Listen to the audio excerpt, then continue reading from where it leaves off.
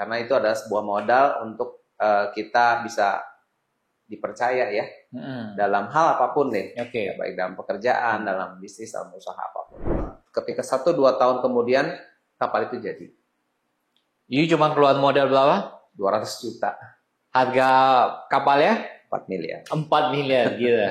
Akan lebih mantap lagi, lebih berhasil lagi jika pekerjaan yang kita geluti ini adalah juga merupakan passion kita, ya, atau paling enggak hobi kita, karena kita akan melakukannya dengan semangat yang tinggi. Ya.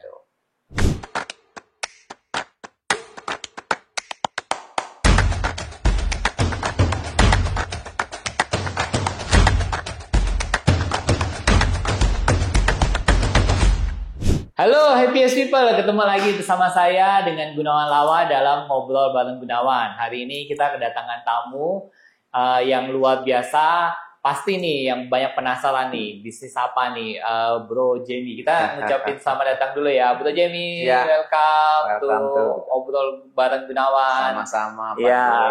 Hari ini kita mau ngobrol nih, mungkin banyak Happiest People yang penasaran bisnis tangkap ikan.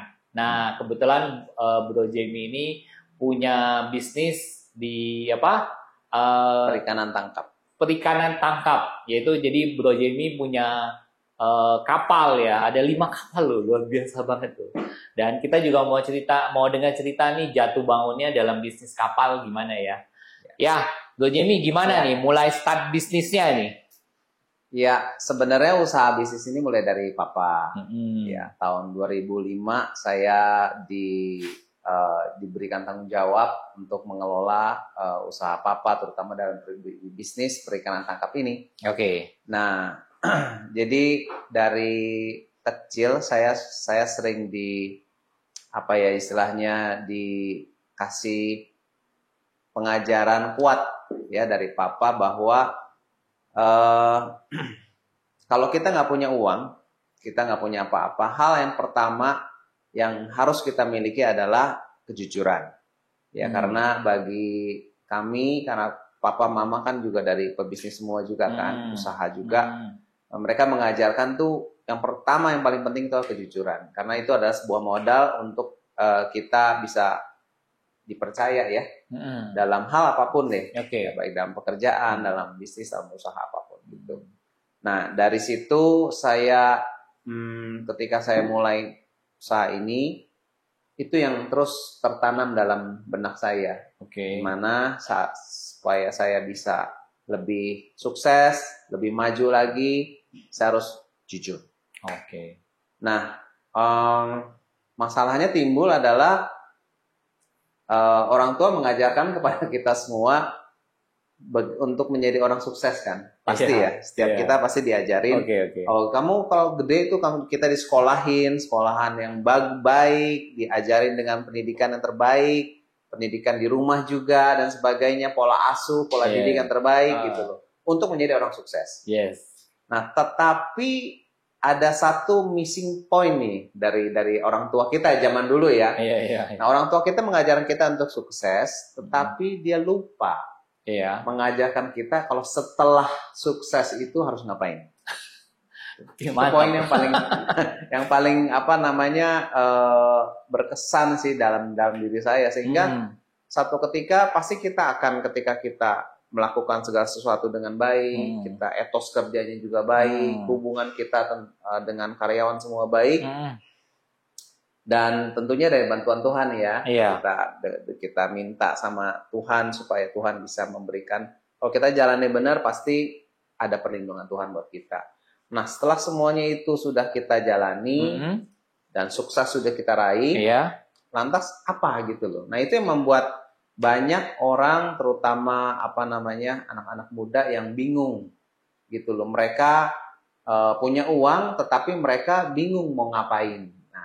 Nah kan kita ada hukum yang namanya the law of diminishing marginal return. Ya, jadi dalam hukum ekonomi itu uang kalau kita sudah pakai untuk 3 kebutuhan pokok ya, sandang, pangan, papan, nah uang itu akan kehilangan makna. Artinya uang yang kita miliki itu kalau kita kelebihan gitu, kita bingung ngapain, kita pasti akan digunakan buat yang keperluan yang lebih apa ya, bukan yang primer lagi, tapi yang sekunder, bahkan yang untuk hal-hal yang enggak. Nah, itulah yang kita sering jatuh tuh kebanyakan di situ. Gitulah ya, kurang lebih hura-hura ya. Nah, kurang lebih begitu.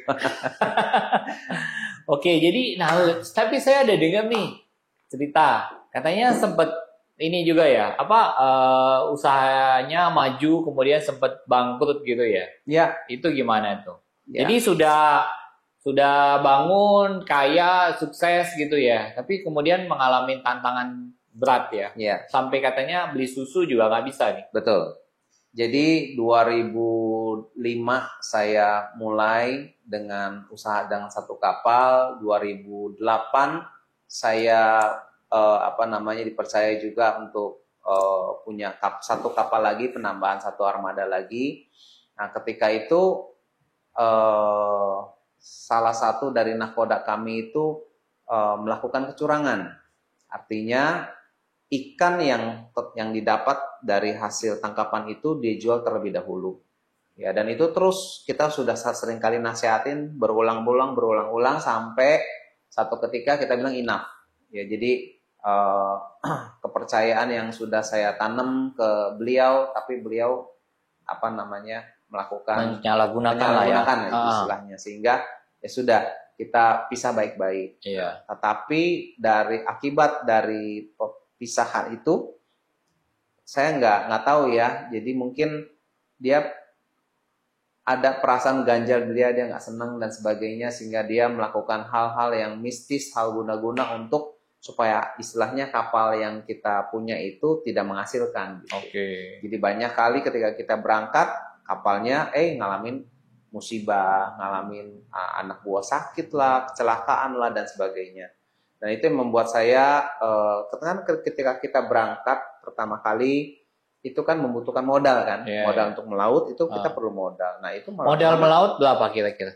Dulu 2009, 2010 itu sekitar 60-70 juta. Oke, kalau 60-30, kalau misalnya kita ada petang hasilnya, kira-kira dapat berapa? Nah itu tergantung, karena hasil laut Pak Gunawan. Kira-kira berapa estimate? Biar ini kebayang nih buat orang-orang yang mau 200, 250.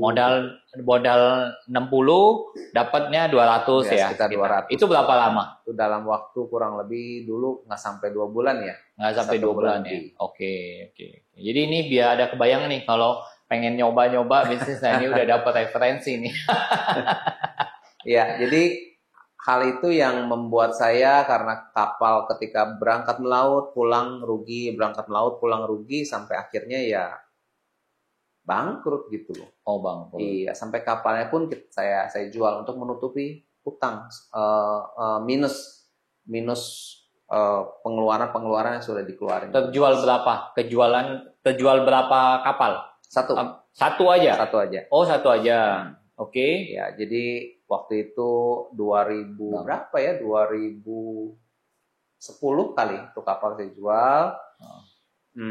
Uangnya sama sekali nggak bisa saya terima karena langsung saya bayar hutang semua. Karena itu lagi kan, Papa bilang kalau kamu punya hutang, kamu punya apa, kamu ada uang, kamu harus lunasin dulu. Kamu nggak makan nggak apa-apa, makan nasi warteg nggak apa-apa. Yang penting kamu punya tendoan. Tendoan itu istilah kamu memiliki hutang, itu kamu bayar lunas. Gitu loh. Jadi supaya kepercayaan orang lain terhadap kita itu kita masih bisa dipercaya. Happiest people. Bro Jamie ini bapaknya memberi nasihat yang bagus banget. Memang kelihatannya di awal-awal kita tuh susah ya. Maksudnya mau jadi orang jujur itu susah ya. Maksudnya kenapa? Karena begitu dapat duit nggak bisa dipakai dulu, karena harus mau bayar. Karena mau kita namanya itulah tanggung jawab gitu loh. Tapi nanti kita dengar ya. Ternyata memang kelihatannya kalau kita jujur, kita bertanggung jawab tuh kayaknya kelihatannya tuh susah di awal. Tapi nanti kita lihat akhir ceritanya Bro Jamie bisa ketawa gitu. Orang bilang the last who smile, laugh, itu dia yang jadi pemenang. Nah kita mau dengar. Jadi gimana nih akhirnya bisa titik baliknya itu ya? Bisa sampai sekarang sudah ada 5 ya. Dan sekali ngelaut itu bisa dapat 4M loh. Dengan modal 1M. Jadi ya kita mau dengar nih titik baliknya gimana nih. Kalau orang yang jujur dan orang yang mau bertanggung jawab, pasti ada jalan yang dibukakan gitu.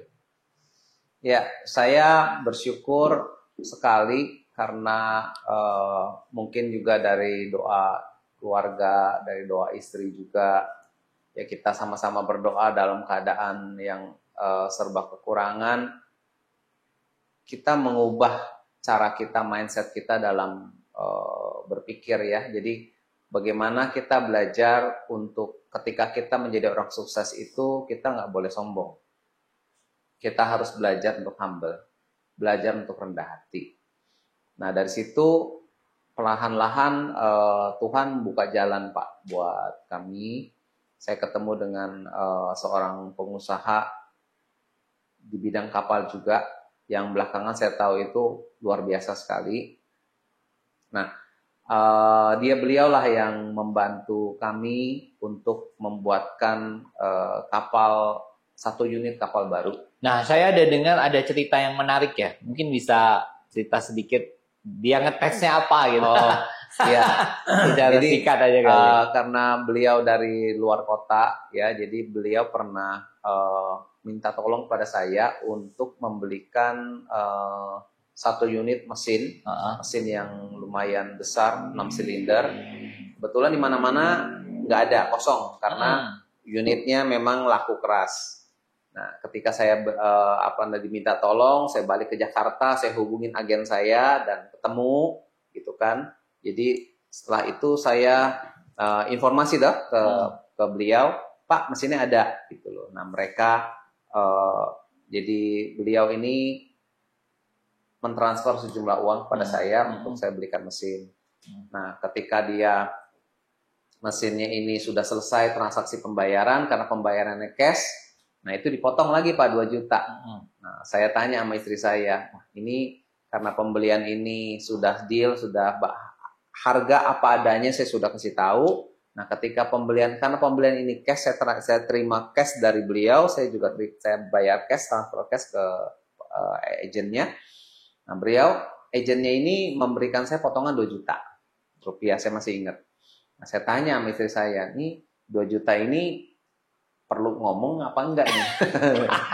Karena kan istilahnya boleh dibilang kan ini boleh dibilang sebagai fee ya, buat yang namanya kenalin gitu kan. Nah istri saya dengan bijaksana dia bilang, kamu kan bukan calo, ya kamu adalah istilahnya main pekerjaan kamu bukan itu, ya kamu harus ngomong apa adanya. Padahal itu waktu itu benar-benar uang itu saya benar-benar dibutuhkan untuk beli keperluan anak-anak sih sebenarnya, beli susu dan sebagainya. Waktu itu kan namanya bangkrut, saya nggak memiliki uang banyak di cash. Nah singkat cerita, ketika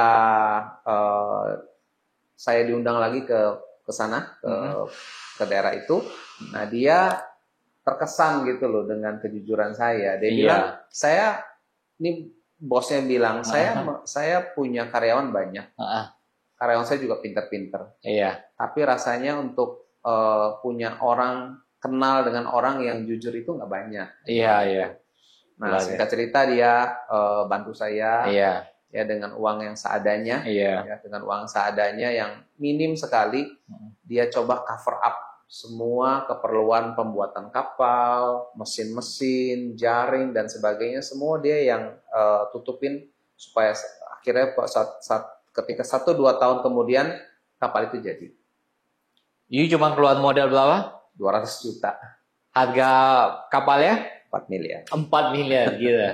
Happiest People nih, kalau mau dengar cerita-cerita ini jangan lupa subscribe ya. Jangan lupa juga kasih komen nih, biar channel kita ini lebih berkembang lagi, dan aktifkan notifikasi ya. Ini luar biasa sekali Bro Jamie ini dapat kepercayaan karena dia jujur di awal.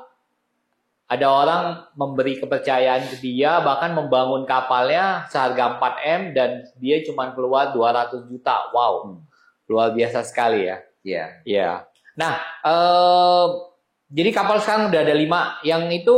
Yang tadi dibangunnya itu berapa tonasenya? Tonasenya sekitar 100 ton lebih, 105 sampai 110 ton. 105 sampai 110 ton ya, oke.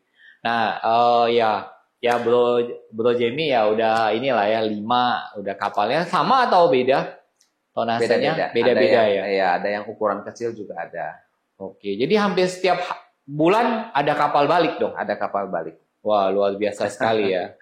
Oke, nah tadi kita udah dengar nih begitu luar biasanya ya. Jadi saya happiest people kalau mau bahagia salah satunya kejujuran yang utama ya, dan bisa dipercaya orang, bertanggung jawab terhadap apa yang kita lakukan. Dari situ banyak hal yang bisa dibukakan jalan ya. Amin. Oke, luar biasa sekali nih. Oke, Bro Jamie, di dalam bisnis kita kan punya value ya. Apa yang Bro Jamie selalu pegang nih dalam bisnis gitu? Value, nilai-nilai apa nih? Jika kita dipercaya satu ketika menjadi seorang pemimpin dalam bisnis, saya belajar justru dari beliau ini, yang Bapak ini yang menolong saya. Saya pikir karena saya dulu ditolong sama orang, makanya saya juga berusaha untuk bukan hanya bisnis untuk keuntungan sendiri secara pribadi, tetapi saya mau melakukan sesuatu yang berbeda nih Pak dari orang-orang pada umumnya. Saya mau do good for others. Do good for others ya. Do good for others. Dalam return-nya itu kita akan mendapatkan unexpected ways ya, in return gitu loh. Jadi kalau kita melakukan segala sesuatu, kita tolong orang, kita bantu orang dengan ketulusan ya Pak ya. Kita murni, kita tulus, kita bantu orang tanpa ada embel apa-apa, yaitu kita akan mendapatkan. Saya banyak kali menerima hal seperti ini. Kita akan mendapatkan sesuatu hal yang baik juga akan kembali kepada kita dengan cara-cara yang nggak pernah kita pikirin. Oh gitu. Ya. Saya pernah satu kali saya di depan rumah malam-malam, pagi-pagi jam 5 ada tukang koran datang. Pagi itu tumben saya bangun pagi. Saya pikir ada apa ya? Oh ternyata saya diminta untuk memberikan sesuatu kepada tukang koran itu. Tukang koran memang langganan saya juga, cuman langganan mama saya karena dia kan suka koran Mandarin tuh.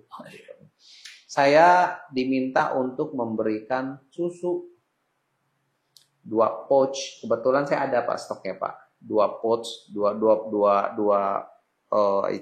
pouch susu kepada dia. Pagi-pagi saya buka pintu, saya nungguin orang. Ternyata dia lewat. Pak, ini ada susu buat anak-anak Bapak. Waduh, dia kaget. Dia nggak nyangka sekali dia bisa dikasih susu. Kebetulan Pak, dia bilang, ya anak kami membutuhkan susu. Kok bisa pas ya seperti itu ya. Wah, saya bilang, waduh, puji Tuhan deh. Pokoknya apa yang Tuhan sampaikan kepada saya mencoba untuk taat. Nah itu aja yang saya coba taat. Saya lakukan pagi-pagi, saya bangun pagi, saya bayar harga untuk kasih dia. Nah ternyata setelah dia memberikan sesuatu kepada saya Pak. Yaitu koran Kompas.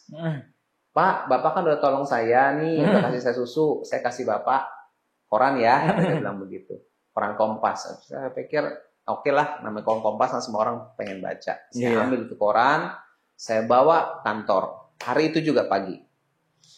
Nah, teman-teman, mungkin ini yang membuat saya terkaget-kaget adalah pada hari itu saya ada transaksi mau membeli solar dalam jumlah besar, 30 ton, Pak. 30 ton itu berarti 30.000 liter. Nah, keputusan itu harus saya ambil hari itu, cuman saya bingung. Apakah besok-besoknya harga akan naik, atau harga akan turun? Karena waktu itu gonjang-ganjing ekonomi yang di negara-negara yang penghasil minyak itu sedang ribut lah istilahnya lah. Nah, saya bingung nih mau beli apa enggak. Kalau beli takut turun, kalau nggak beli nanti takut naik gitu kan, kira-kira begitu. Nah, anehnya saat itu saya teringat koran yang dia belikan oleh tukang koran ini. Saya lapor itu, saya buka koran, membaca di halaman pertama apa kedua. Wah, di situ ada satu artikel yang membuat saya terkaget-kaget. Analisa tentang harga solar, terutama harga solar, minyak. Dia bilang minyak ya, minyak. Ketika saya baca, wah, ini sebentar lagi besok-besokannya akan mau naik. Langsung. Nah, pembelian harga solar itu dan ketika tahu naik, buru-buru kan Pak. Saya hari itu juga saya putusin untuk membeli solar dengan harga sekian, saya lupa berapa, 30.000 liter.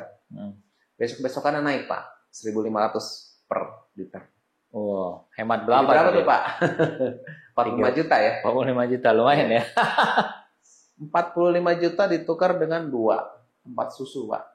2 susu itu harganya 45 juta ya. Kalau boleh saya bisa saving loh. Saya bisa saving loh. Iya. Jadi apa ya? Kalau kita diberikan sebuah kesempatan kita untuk bisa menolong orang lain, benar. Jangan ditunda. Berikan itu yang terbaik yang bisa kita berikan kepada orang lain, karena dalam banyak hal, bukan saya mengharapin sesuatu ya Pak, tapi dalam banyak hal kebaikan itu akan kembali lagi kepada kita dengan cara-cara yang amazing, yang luar biasa. Iya. Luar biasa ya, happy people ya. Ya pasti kalau kita melakukan hal-hal baik, pasti akan ada balik ke kita gitu. Saya percaya banget. Oke bro, terakhir nih kita mau nanya nih, kira-kira kalau misalnya nih, kan anak udah ya, maksudnya udah anaknya 2 gitu. Kira-kira legacy apa sih yang pengen diberikan kepada anak-anak? Iya. Pengen dikenal sebagai apa nih, papinya Jamie nih? Ya, saya berusaha dengan istri. Bagaimana kita mencoba menanamin nilai-nilai yang kejujuran Pak. Ya, dalam segala hal ya, karena kejujuran itu berguna sekali baik dalam mungkin pertemanan, dalam hal kita dari sekolah, pekerjaan, dalam hal mencari suami atau dan sebagainya gitu kan. Hal yang jujur itu membuat kita tuh nggak perlu kita melakukan kebohongan selanjutnya. Ketika kita jujur pertama kali, kita akan menolong kita untuk hati kita lega Pak. Kita mau melakukan apapun, mau ngomong apapun, tidak ada tuduhan dalam diri kita, karena orang lain percaya sama kita. Dan apa yang dicoba kita tanamkan kepada anak-anak, selain daripada kejujuran, itu ada karakter yang baik. Karakter yang baik ya. Oke. Ya, karena dalam mengejar segala sesuatu, baik usaha, pekerjaan, itu mungkin dibutuhkan kepintaran ya. Dengan kepintaran dan keuletan kita akan terus naik ke atas. Tapi dibutuhkan sebuah karakter yang baik untuk mempertahankan itu. Yes. Ya, hanya itu yang bisa membuat apa yang sudah kita miliki, apa yang sudah usaha yang kita kejar selama ini akan membuat itu akan bertahan long lasting. Yeah. Oke, mantap sekali nih. Oke, kira-kira kalau misalnya Bro Jamie nih, kalau misalnya ada misalnya ada anak-anak muda nih yang pengen terjun bisnis, kira-kira apa nih motivasi buat mereka? Biar ya kita kan yang sudah punya pengalaman nih kan sudah pernah jatuh nih, ya. Biar mereka ini tidak mengalami kejatuhan-kejatuhan yang mungkin nggak terlalu perlu gitu loh. Iya. Hal yang menurut pengalaman yang sudah berjalan Pak. Jadi supaya kita bisa sukses dalam menjalani segala sesuatu itu, bagi saya kekayaan, bisnis yang bagus dan sebagainya itu dibutuhkan sebuah wadah. Jadi hati kita, kalau ibaratkan hati itu adalah kapasitas hati kita adalah sebuah wadah, kita harus mempersiapkan wadah yang baik. Ya, jadi anggur baru itu nggak bisa dimasukkan ke dalam kantong anggur yang tua, karena dia akan pecah dan isinya akan tumpah semua. Jadi berkat itu datang dari, saya percaya datang dari Tuhan buat kita semua. Nah, kita yang sebagai manusia yang mengusahakannya, yang mengerjakannya untuk menjadi semakin lama semakin berkembang, semakin sukses.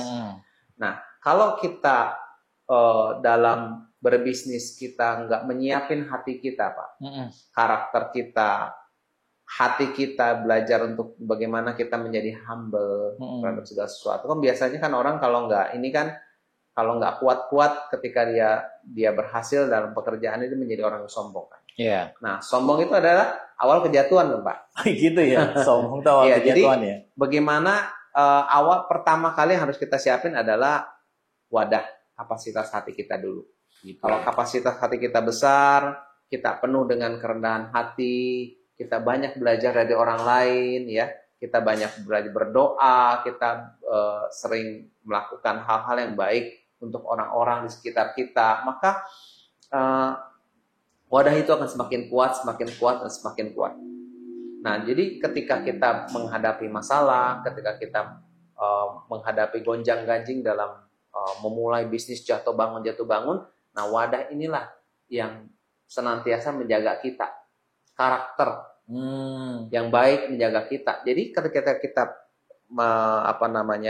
wadahnya itu hati kita siap, maka ketika Tuhan mengalirkan berkat itu kepada kita, berkat itu akan kita terima dengan utuh.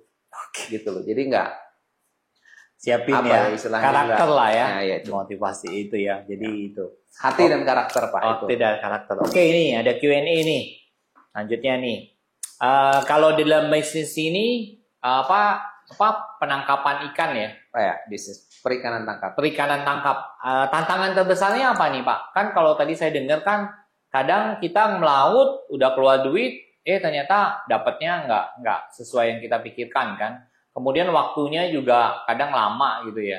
Apa tantangannya nih? Maksudnya yang terbesar nih? Tantangan yang terbesar adalah kalau dalam bisnis perikanan tangkap ini adalah cuaca, ya, kondisi laut, arus dan sebagainya itu harus kita perhitungkan. Dan yang kedua adalah saya selalu tekankan kepada diri saya sendiri bahwa SDM, sumber daya manusianya, Pak, nahkoda, motoris yang bagian ahli mesin, dan seluruh nelayan yang ada itu saya anggap sebagai aset yang berharga. Iya, SDM-nya sangat penting banget ya. Saya menganggap mereka ini bukan hanya orang yang bekerja untuk saya mencari nafkah, tetapi bagaimana kita juga bisa memberikan menjadi teman buat mereka, memberikan value bagi mereka. Karena nelayan ini ketika mereka pulang dari laut dan mendapatkan hasil, biasanya itu uangnya itu mereka pura-pura. Atau paling enggak untuk membayar hutang di warung yang setiap hari istrinya dan anaknya itu mengambil. Hanya begitu. Dan tidak ada simpanan sama sekali. Jadi saya belajar untuk mengedukasi para nelayan-nelayan ini untuk gemar menabung. Wah, gitu. Jadi memberikan istilahnya penyuluhan tentang bagaimana beternak sapi atau berkambing dulu lah, Pak, ya. Gitu. Dulu ya. Jadi ketika suaminya pergi melaut, nah istrinya ini dan anak-anaknya ini juga bisa mengusahakan. Jadi nggak perlu tergantung dari suami sebagai kepala rumah tangga. Karena hasil laut kan nggak tentu, Pak. Kadang hasil, kadang enggak. Nah, ketika amit-amit ya, misalkan lagi nggak hasil, suami nggak hasil dalam 2 bulan, 3 bulan mereka merantau di laut, nah, istri bisa sebagai penyangga ekonomi juga dengan hasil misalkan ternak kambing, ayam dan sebagainya. Itu nakoda sama nelayan itu nggak sistem gaji kan? Bagi hasil, Pak. Bagi hasil ya. Jadi gimana? Begitu datang ikannya kita lelang. Langsung lelang ya? Langsung lelang. Dari hasil lelangnya itu nanti kita bagi berdasarkan langsung ya saat itu ya? 1 hari atau 2 hari? 1-2 hari. 1-2 hari ya. Oh, jadi cepat lah mereka tahu lah, Cepat, dapat ya langsung tahu ya, Ya. dapat duitnya ya. Jadi Oke, bisa oke. langsung dibagi-bagikan ke mereka semua. Oke. Mungkin pertanyaan terakhir nih, Bro. Kalau menurut Bro, kalau orang bisnis, anak-anak muda sekarang ini kan kadang suka nanya tuh, aduh, passion tuh penting nggak sih dalam bisnis gitu? Passion ya? Yes. Yes ya? Yes. Sangat penting. Sangat penting ya. Jadi, you juga udah passionnya, jadi udah di kapal lah ya. Iya.